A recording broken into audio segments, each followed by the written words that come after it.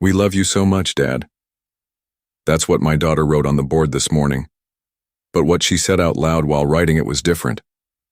The old bastard gets more pathetic every day. My name's George. I'm 65, been deaf for 30 years since a construction accident took my hearing. Lost my wife Helen 5 years back, so it's just me and my 2 kids now. David's 42, works as some kind of financial advisor. Susan's 38, a nurse at the county hospital.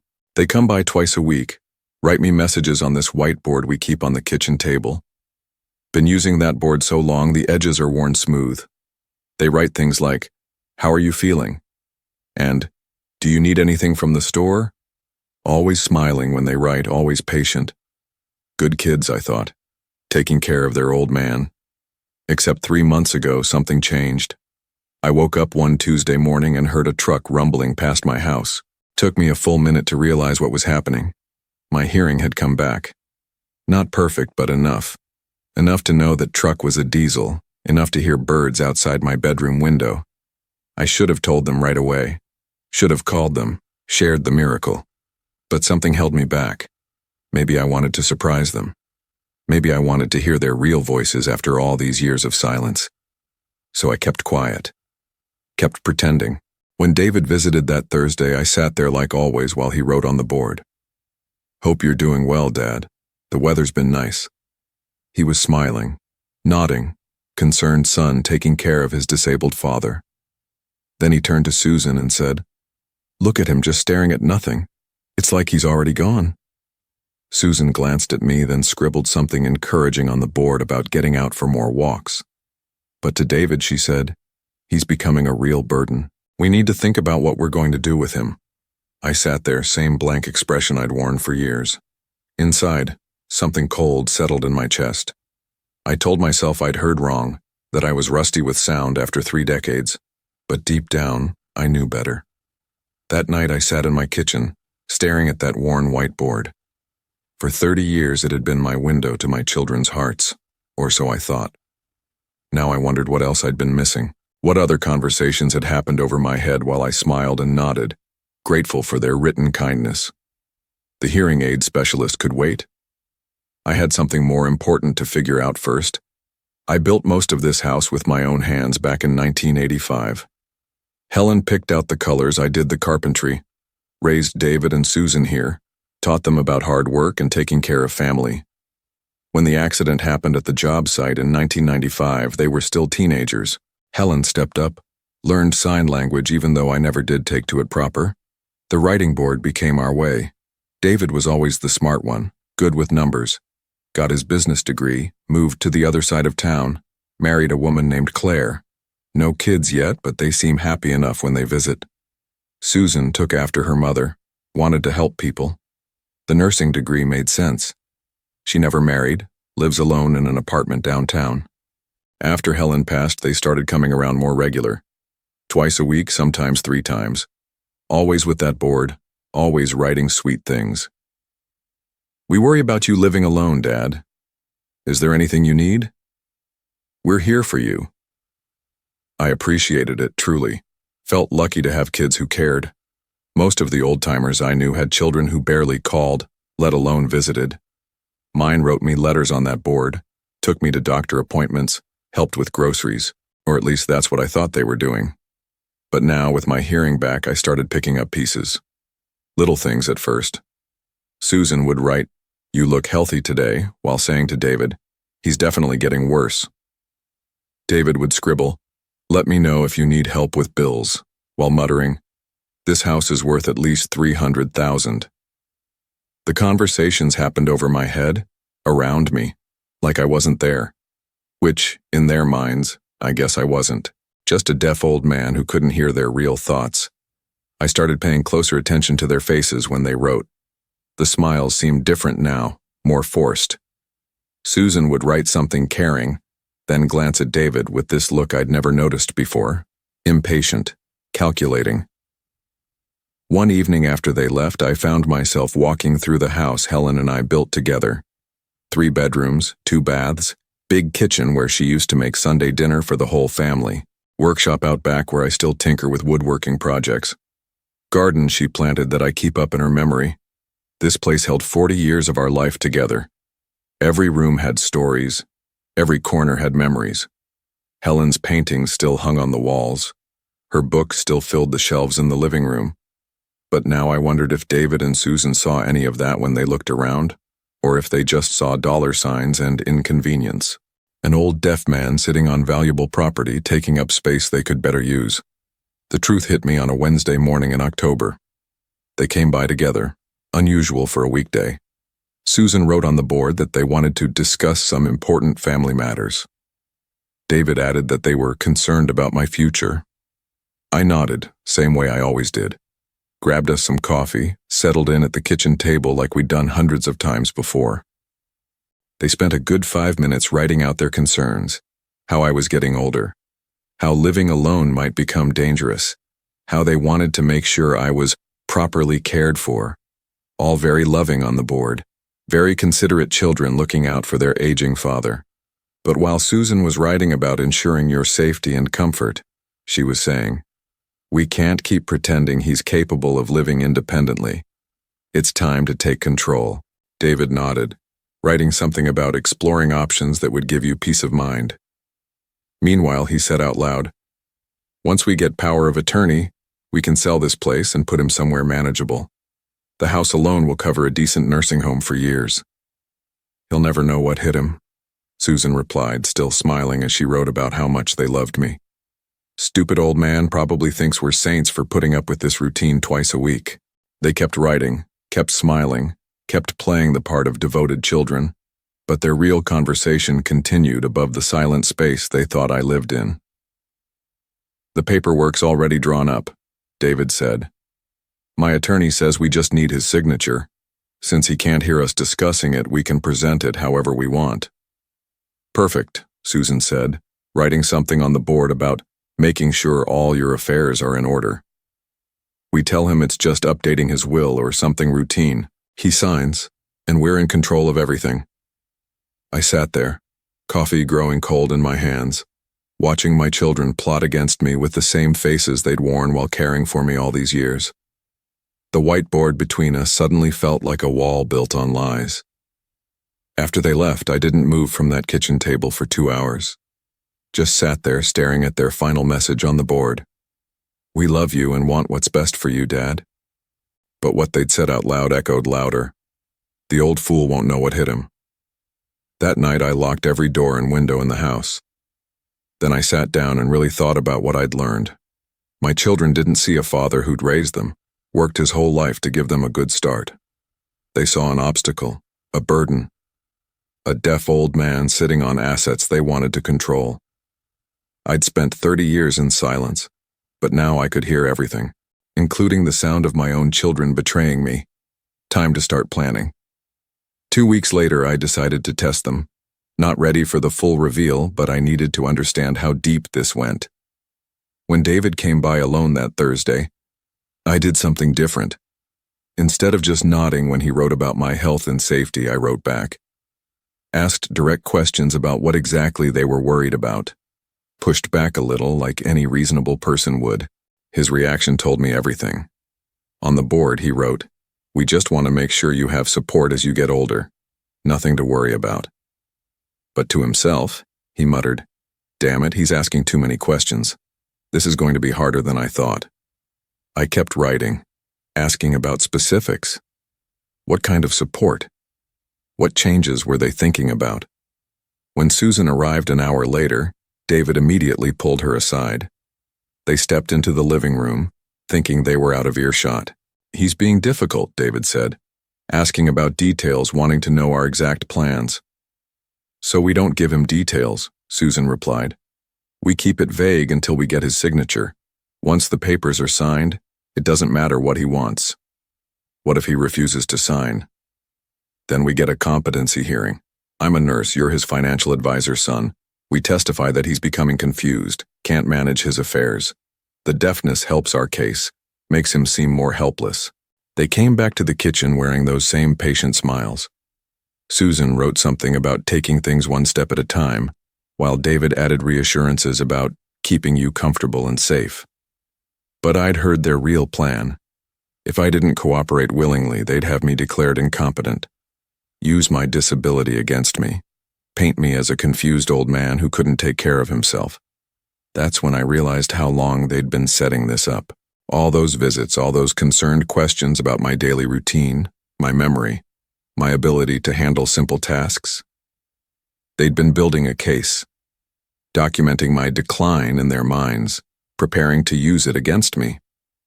The next morning, I drove to the bank. First time I'd driven alone in months.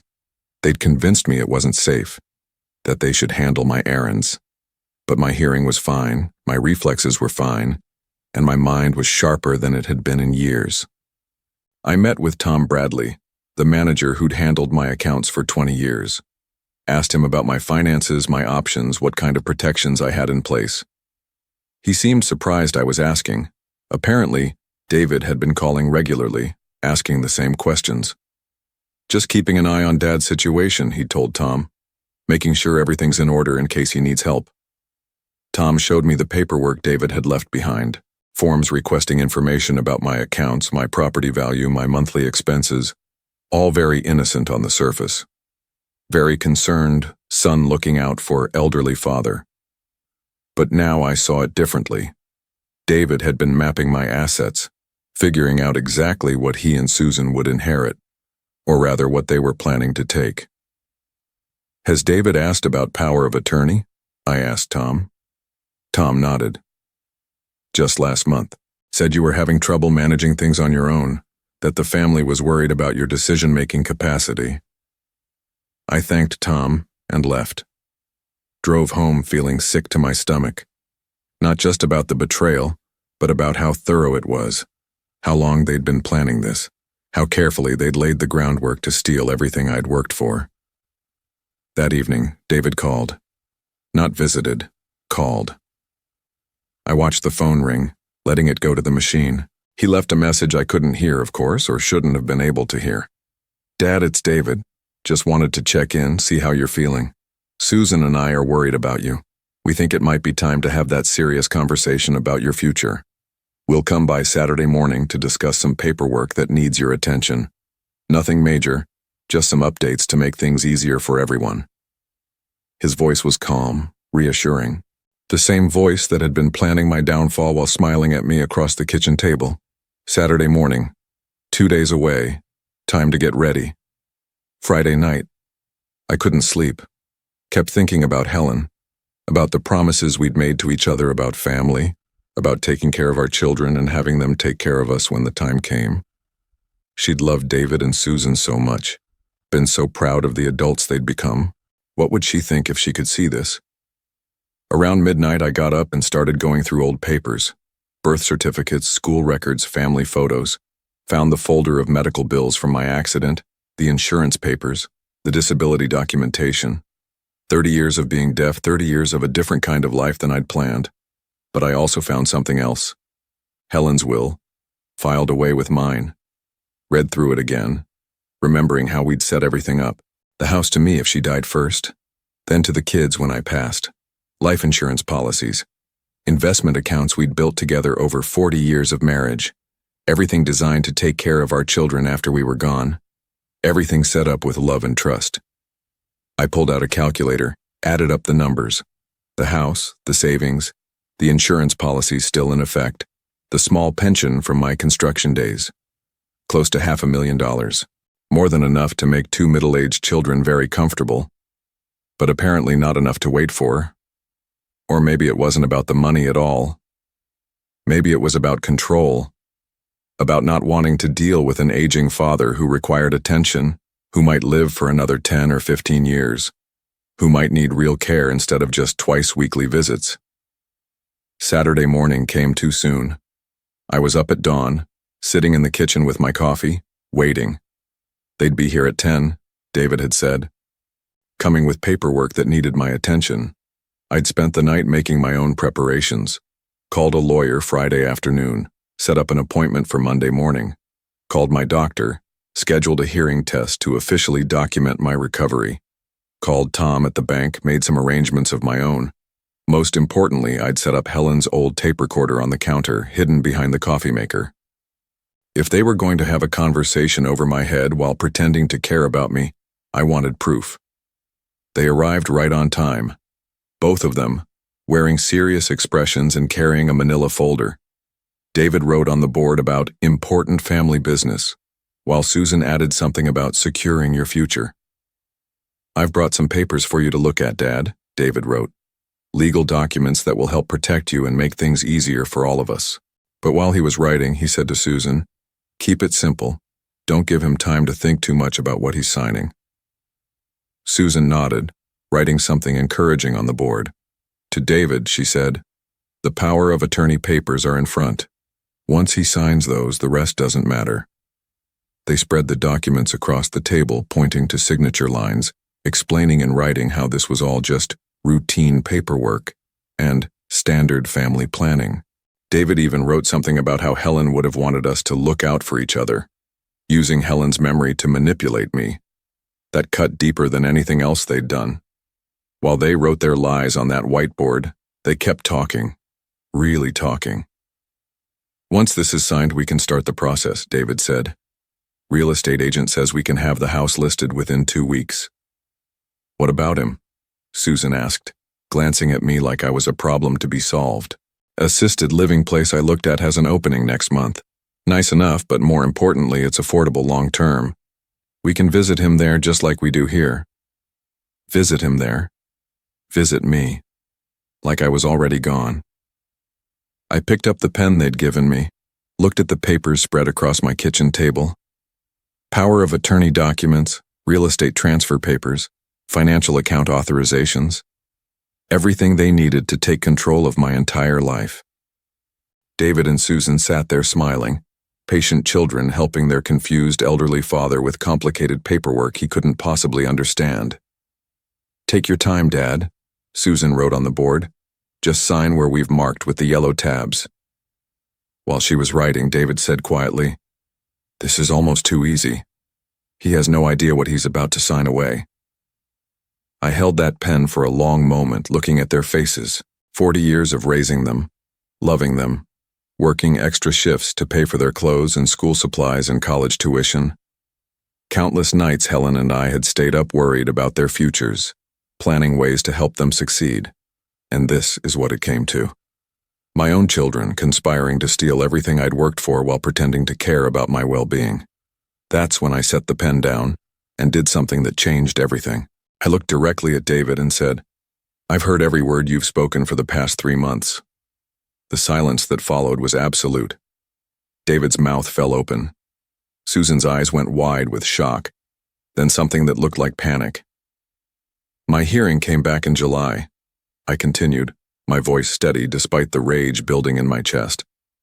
"I've been listening to you plan this betrayal while writing lies on that board." Susan started to say something, but I held up my hand. "Let me tell you what I heard. Last week, David, you said the old fool won't know what hit him. Susan, you called me a burden and a stupid old man. You've been planning to have me declared incompetent if I didn't sign these papers willingly." David found his voice first. "Dad, you don't understand." "I understand perfectly," I said, standing up from the table. "I understand that while you were writing about love and care on this board, you were planning to steal my house, control my money, and warehouse me in some facility so you wouldn't have to be bothered with me anymore." I walked over to the coffee maker and pulled out Helen's tape recorder. Both of them stared at it like it was a snake. 3 months of recordings, I said. Every conversation you thought I couldn't hear. Every cruel comment about your burden of a father. Every detail of your plan to rob me blind. Susan's face had gone pale. "Dad, we were just trying to help." "Help?" I laughed, but there was no humor in it. "You were helping yourselves to everything I've worked for, using my disability as a weapon against me." David stood up, his lawyer instincts kicking in. "You can't record private conversations without consent. In my own home? While you're committing fraud? I think you'll find the law is on my side, son." I picked up the power of attorney papers and tore them in half. Then I tore those pieces in half again. "Here's what's going to happen," I said, looking at both of them. "You're going to leave my house right now. You're not getting a penny of my money or an inch of my property. And if you ever try to contact me again, these recordings go to the police, the state attorney general, and every person who knows our family." They sat there staring at me like they'd never seen me before, which in a way they hadn't. They'd never seen their father as anything but a helpless old man they could manipulate. Now they were seeing someone else entirely. "You can't do this," David said, his voice shaking with anger and disbelief. "We're your children. We were trying to protect you." "Protect me?" I walked to the kitchen window, looking out at the garden Helen and I had planted together. "You were planning to sell this house before my body was cold. You called me a stupid old man while pretending to love me." Susan tried a different approach. "Dad, please. We know this looks bad, but we really were worried about you living alone. The hearing loss made everything so complicated." "The hearing loss is gone," I said, turning back to face them. "But apparently your respect for me never existed in the first place." I pressed play on the tape recorder. Their own voices filled the kitchen, clear as daylight. David's voice. "Once we get power of attorney, we can sell his house and take everything." Susan's voice. "He'll never know what hit him, stupid deaf old man." David's voice. "The old bastard gets more pathetic every day." I let it play for 30 seconds, watching their faces crumble as they heard their own cruelty played back to them. Susan actually covered her face with her hands. "Stop," David said. "Just stop." I turned off the recorder.